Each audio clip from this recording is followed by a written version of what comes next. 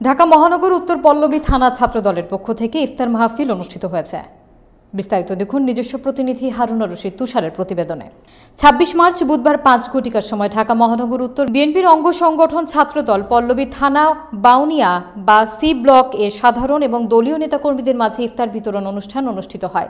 ইফতার ও দোয়ার অনুষ্ঠানের প্রধান অতিথি ছিলেন ঢাকা মহানগর উত্তর বিএনপির আহ্বায়ক আমিনুল হক।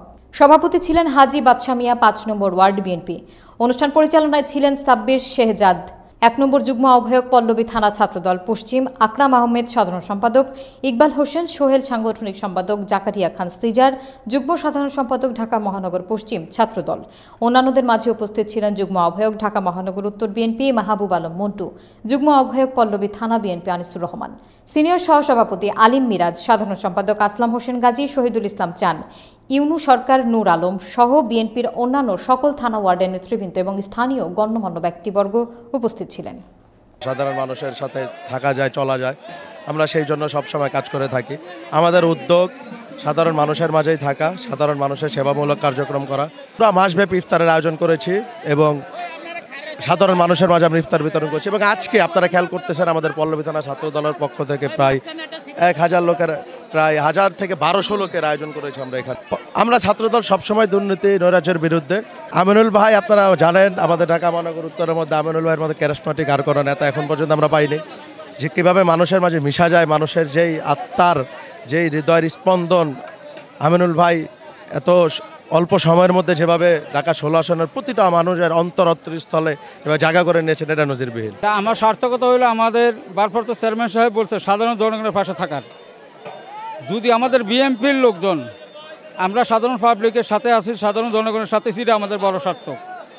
আমাদের দলের কোনো দুর্নাম আমরা করতেছি সুনাম, আমাদের দলের কোনো দুর্নাম না হয়। যে কোনো দুর্যোগ সময় আমরা সাধারণ জনগণের পাশে আছি, সামনেও থাকবো, এখনও আছি, সামনেও থাকবো, ভবিষ্যতেও থাকবো ইনশাল্লাহ। আর আপনাদের মাধ্যমে আরও অন্য বাইরে যারা করে অনুষ্ঠান, তারা দেখুক যে প্রোগ্রামটা কীভাবে হচ্ছে।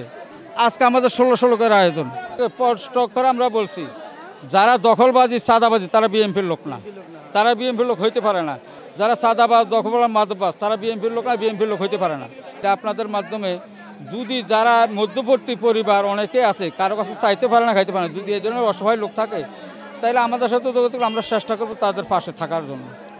প্রিয় উপস্থিতি, দীর্ঘ ১৭ বছর পরে আমরা এরকম খোলা আকাশের নিচে বসে আমরা ইফতার মাহফিল করতে পারছি।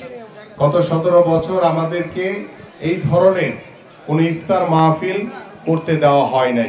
আমাদের মাননীয় ভারপ্রাপ্ত চেয়ারম্যান মহোদয় এই রমজান শুরুর আগ মুহূর্তেই তিনি আমাদেরকে বলেছেন যে আমাদের এবারের ইফতার কোনো মহানগরে করা হবে না, আমাদের এবারের ইফতার কোনো থানা পর্যায়ে করা হবে না, আমাদের এবারের ইফতার কোনো ওয়ার্ড পর্যায়ে করা হবে না, আমাদের এবার ইফতার হবে সাধারণ মানুষের জন্য, এবারের ইফতার হবে এদেশের সাধারণ জনগণের জন্য, এবারের ইফতার হবে আমাদের পাড়া প্রতিবেশী, পাড়া মহল্লায় যারা অবস্থান করে তাদের জন্য।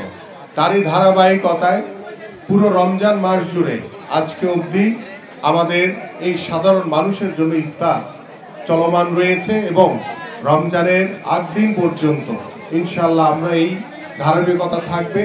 আমি শুধু বলতে চাই এতটুকু যে বিএনপি সবসময় বিশ্বাস করে যে জনগণ হচ্ছে বাংলাদেশের সকল ক্ষমতার উৎস। সেই ক্ষমতার উৎসকে ধারণ করে এই জনগণের প্রতি বিশ্বাস আস্থা রেখে বাংলাদেশ জাতীয়তাবাদী দলের প্রত্যেকটি কর্মকাণ্ড, প্রত্যেকটি কর্ম পরিকল্পনা আমাদের হচ্ছে এই সাধারণ মানুষকে সাথে নিয়ে। সেই সাধারণ মানুষকে সাথে নিয়ে আমরা আজকে সকলে যারা এখানে উপস্থিত রয়েছি আমরা সকলেই সতর্ক থাকব, কারণ ৫ই আগস্টের পরে সেই আওয়ামী লীগ, সেই স্বৈরাচারের দোসররা আরো কিছু নতুন দোসর তৈরি হয়েছে, যারা নিজেদের ক্ষমতার মোহে পড়ে গেছে। এই ক্ষমতার লোভ সামলাতে না পেরে তারা বিভিন্ন জায়গায় বলছে যে সংস্কার করার পরে নির্বাচন দিতে হবে, তারপরে বলছে স্বৈরাচার শেখ হাসিনার ফাঁসি হওয়ার পরে নির্বাচন দিতে হবে। আমি দৃঢ়ভাবে বলতে চাই স্বৈরাচার শেখ হাসিনার বিচারের সাথে নির্বাচনের কোনো সম্পর্ক নেই, বাংলাদেশের সংস্কারের সাথে নির্বাচনের কোনো সম্পর্ক নেই।